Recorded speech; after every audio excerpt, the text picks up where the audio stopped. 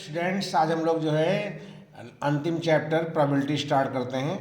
तो प्रोबेबिलिटी में सबसे पहले हम बताएंगे आपको कि आउटकम्स क्या होता है और सैम्पल स्पेस क्या होता है। तो अगर हम कोई एक्सपेरिमेंट करते हैं तो वो भी रैंडम एक्सपेरिमेंट करते हैं, तो उसमें जितने पॉसिबल रिजल्ट्स मिल सकते हैं उन सबको हम लोग आउटकम कहते हैं। इसीलिए देखो यहाँ समझाया है मैंने कि a possible result of a random experiment, किसी रैंडम एक्सपेरिमेंट का पॉसिबल रिजल्ट जो होता है उसी को आउटकम कहते हैं। और set of all possible outcomes of random experiment, इसको हम लोग सैम्पल स्पेस कहते हैं। इस कॉल्ड सैम्पल स्पेस, इसको जनरली हम लोग कैपिटल एस या ओमेगा से डिनोट करते हैं। एग्जाम्पल ले लिया, अगर हम किसी डाई को थ्रो करते हैं तो sample space S equal to curly bracket में 1 2 3 4 5 6 हो जाएगा। फिर इवेंट क्या होता है? ए सबसेट ऑफ सैम्पल स्पेस, किसी सैम्पल स्पेस का जो सबसेट होता है associated with random experiment is called an event denoted by E. Event को हम लोग ई से डिनोट करते हैं। इम्पटी सेट जो 5 होता है उसको इम्पॉसिबल इवेंट कहते हैं, और सैम्पल स्पेस यस जो होता है उसको हम लोग श्योर इवेंट कहते हैं। उसके बाद सिंपल इवेंट क्या होती है? ऐसी इवेंट जिसमें सैम्पल स्पेस का एक ही एलिमेंट हो उसको हम लोग सिंपल इवेंट कहते हैं, और जिसमें एक ज़्यादा एलिमेंट होते हैं उसको हम लोग कंपाउंड इवेंट कहते हैं। तो दोनों एक साथ बता दिया है मैंने। सिंपल इवेंट का मतलब हुआ कि अगर मान लीजिए डाई को टास्क कर रहे हैं तो उसके ऊपर 3 आ गया तो सिंपल इवेंट है। अब काम डाई को टास्क कर दे रहे हैं, उसके ऊपर 4 से बड़ा अंक आता है तो इसको हम लोग कंपाउंड इवेंट कहते हैं, क्योंकि इसमें सैम्पल स्पेस के 2 पॉइंट हैं। फिर इक्वली लाइकली इवेंट्स क्या होते हैं? इक्वली लाइकली इवेंट्स का मतलब होता है कि ऐसी इवेंट्स जिनके हैपनिंग की संभावनाएं बराबर होती हैं उनको हम लोग जो है इक्वली लाइकली इवेंट्स कहते हैं। उसके बाद नेक्स्ट है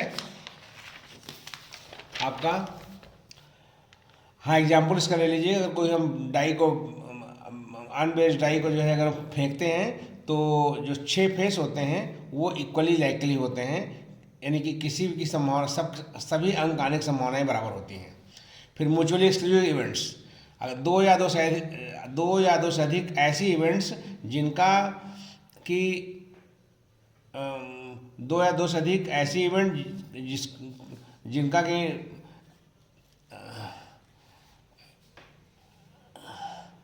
हाँ एक सेकंड फिर से देख लेते हैं। 2 और more than 2 events are said to be mutually exclusive if the happening of one excludes the happening of other, यानी कोई एक घटना दूसरी घटना को आने से रोक देती है। यानी कि नो 2 इवेंट्स आकर टुगेदर, यानी कोई 2 घटनाएं एक साथ नहीं घट सकती हैं, उन्हीं को हम लोग जो है म्यूचुअली एक्सक्लूसिव इवेंट कहते हैं। अगर ए और बी म्यूचुअली एक्सक्लूसिव हैं तो उनका इंटरसेक्शन 5 होता है।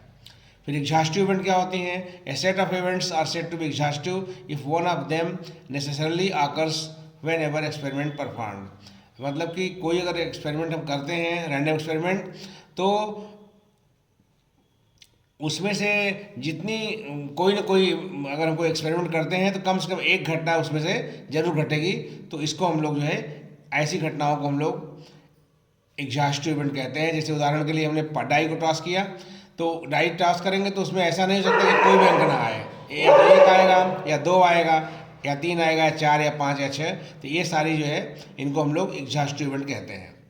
कॉम्प्लीमेंट ऑफ इवेंट का मतलब हुआ कि अगर ये कोई इवेंट है सैम्पल स्पेस की, तो कॉम्प्लीमेंट ऑफ ए जो होता है set of all sample points in the space other than the sample points of A, यानी कि ए से अलग जो पॉइंट्स होते हैं उनके जो इवेंट्स होती हैं उनको हम लोग जो है कॉम्प्लीमेंट ऑफ इवेंट कहते हैं। और इसको हम लोग ए डैश या ए बार या ए की पावर सी से डिनोट करते हैं। A dash is equal to होता है n such that n belongs to S, n does not belongs to ए।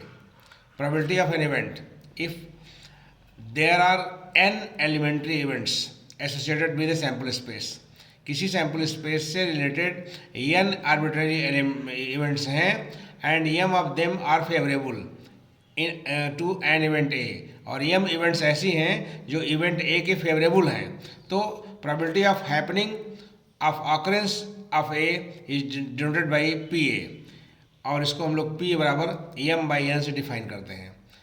आज की वीडियो में इतना ही रखते हैं, फिर नेक्स्ट कुछ और भी थ्योरीज हैं उनको हम लोग नेक्स्ट वीडियो में करेंगे। Thank you very much.